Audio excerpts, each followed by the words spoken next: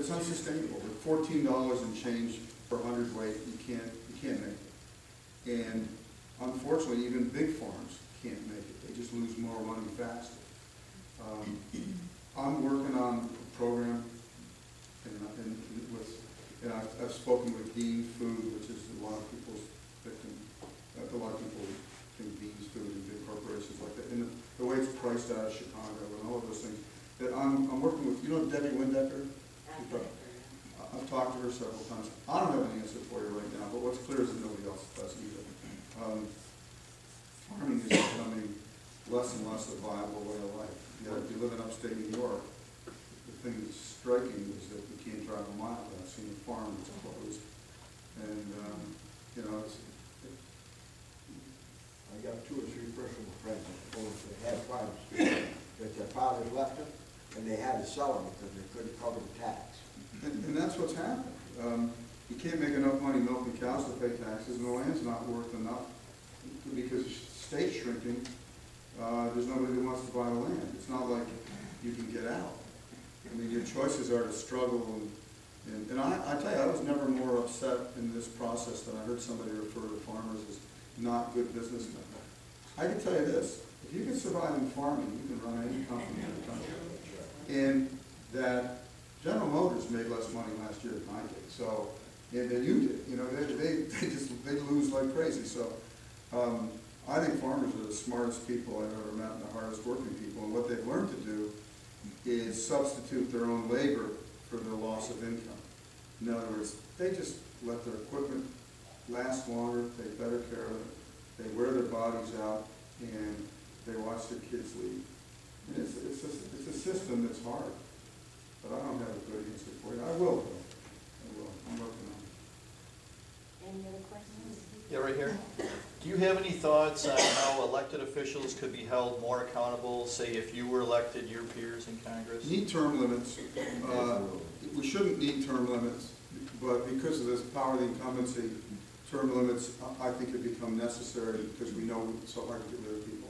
Okay, say if your idea of term limits was put in place, beyond that, how could elected officials be held more accountable?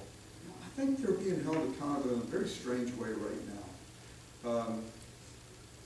When you have fat on the bone or meat on the bone and a place to go to borrow, and like New York State create authorities and they can borrow money and push debt into the future, they can manage to convince us that things are okay. But that's all coming to an end.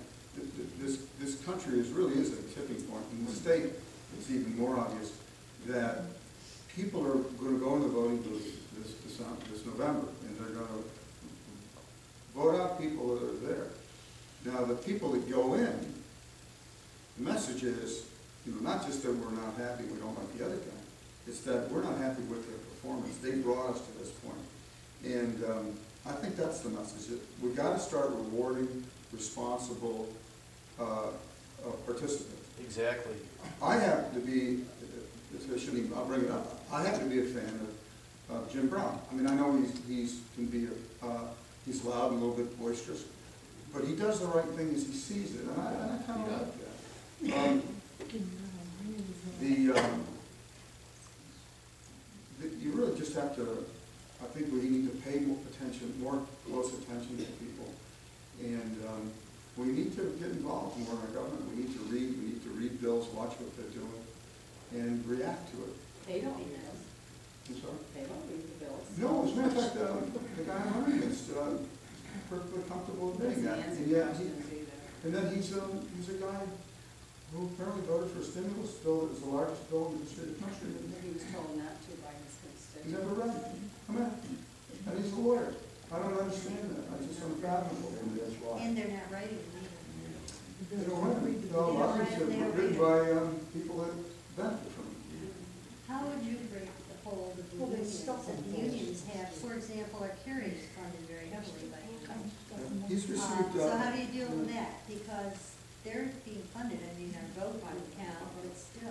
I'm against the party, the Republican Party is not really in favor of campaign finance reform. I am. I think you need to take money out of government, out of the process somehow. And I'm not sure exactly what that means, but I do know that and people complain about the Supreme Court just ruled that corporations are unlimited. Right. It's not bad, because there's a counterpoint to that. Unions are also unlimited. They're big corporations. And I have 25 years in the operating engineers. I don't have anything against unions. I actually think unions should be able to go in and make their argument, and people should be allowed to vote. What I'm afraid of, and what I don't like, is the elimination of the secret ballot, which is what card checks all about. It is intimidation. And it is the government sanctioned, it is, what it really has to is the failed argument of so many unions. And they're looking for the government to sanction them and help them. And they should have to do it like the rest of us through the power of their argument. And I do think if a shop wants to be union, it should be allowed to be union. But if they don't, But if they I don't, was they in the shouldn't have teacher to. union, we didn't have a choice. CSEA didn't have. First it choice. was, you pay your dues no matter whether you're in it or not, and then it was, no, now you're in the union, there was no vote, not by us, No, no no. membership. And that's the way it is. It's big government and it's big And now unions and you've it's got big pensions corporations. that are going bankrupt, I hope not teachers, but. Well, you know what's an interesting thing? Why not, everything else? There's a real problem when you have government essentially negotiating with itself. Think of that. Yeah. That's what you have. You don't have a government negotiating on your behalf. And if you watch the commercials, the angry, vitriolic commercials they come out with, it's just vicious. It's not, but that's money. Now that this monster of government has been growing rapidly, how would you begin to pare it down? I mean, so I cannot believe some of the salaries that these people are bringing down. Pensions are On bigger top than their of salaries. Perks, pensions, I mean, that's just ridiculous.